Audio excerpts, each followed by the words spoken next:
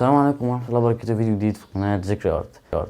في الفيديو اللي فات يا جماعة احنا عملنا نصايح عن الالوان الخشبية وازاي تقدر تلون بيها بشكل صحيح. هسيب لك الفيديو في الديسكريبشن، يا ريت تقدر تشوفه. النهارده هنعرف الفرق ما بينهم وبين كل حاجة انت عايز تعرفها عشان تقدر تختار وتقرر انت هتشتري انهي واحدة فيهم. واجب مقارنة معانا النهارده وهو تركيز اللون، ويلا بينا نخش. تألق وارتقى مثل النجوم محلقا في وسط قلب في الهموم تمسقا.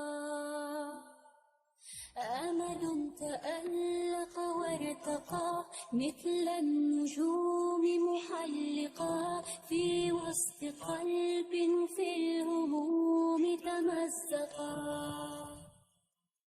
قد كنت وحدي في المسير، في الحزن عشت كما الأسير، حتى رأيت الزهر يزهرها هنا،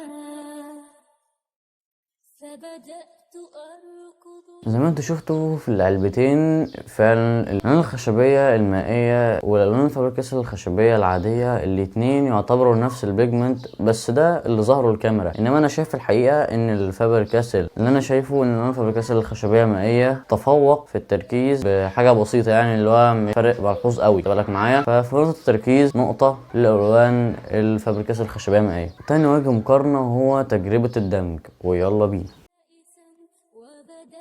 أبكي جالسا حتى أتى بعض النسيم مواسيا، فسمعته يقول لي الغيم حتما ينجلي، والشمس في جوف الظلام ستنتصر. أصغي لنصحي لا تمل، فالنصر إيمان عمل، من نفسك كن واثقا وبلا وشل. لا تقل هذا محال أو ذاك ضرب من خيال، كن ثابتا كن راسخا مثل الجبال.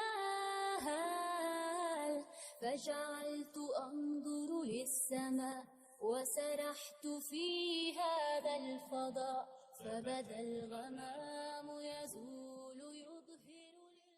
الدمج عندي ان انا ادمج لونين مع بعض ويكونوا كانهم لون واحد بس. الخشبيه المائيه نسيت وانا بعمل ان مهما بعمل في الدمج بيبقى فيه حاجات محببه صغيره كده بتطلع في الورقه. اما الخشبيه العاديه فبرضه بيبقى فيه نسبه، بس نسبه اقل خالص عن الالوان الخشبيه المائيه. بص اتلخبطت يعني انا كل شويه اعمل عيد خشبيه مائيه خشبيه عاديه فاتلخبطت خالص. فدي نقطه لصالح الالوان الخشبيه العاديه. تالت وجه مقارنه معانا النهارده هو تجربه التدريج، يلا بينا. يظهر للقمر وبدت نجوم حوله، وبدأت ألقى حبه، فأشع نحوي في ضياء وابتسم.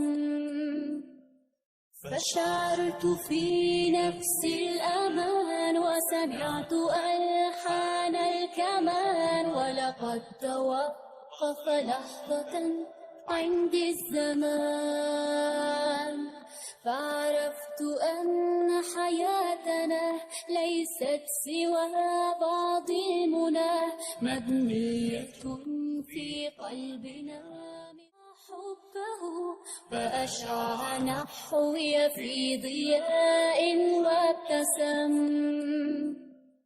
فشعرت في نفسي الأمان وسمعت ألحان الكمان، ولقد توقف لحظة عندي الزمان، فعرفت أن حياتنا ليست سوى بعض المنى، مبنية في قلبنا مثل الجمل، حتى نحققها نريد آمال قلب أن نعيد، حتى تصير حياتنا في الكون عيد، حتى نحقق نحققها نريد آمال قلب أن نعيد حتى تصير حياتنا في الكون عيد أمل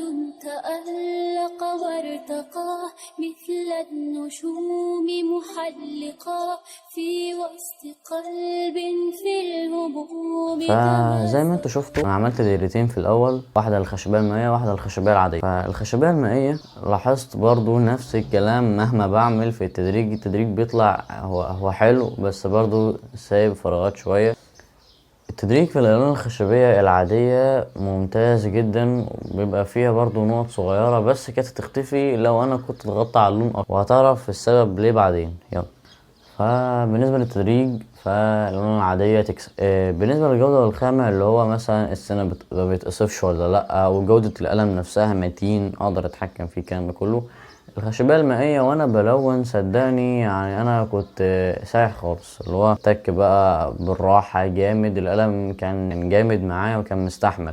الخشبيه العاديه بقى ايه، باجي اتك على القلم بحس ان القلم فيه سنه ليونه، القلم حاسه بيتكسر تحت ايدي. خدت بالك؟ بالنسبه للنقطه اللي فاتت فاكيد انت دلوقتي عرفت انا ليه ما حبيتش ان انا اتك على القلم. ففي حته الجوده والخامه في الخشبيه المائيه تكسب.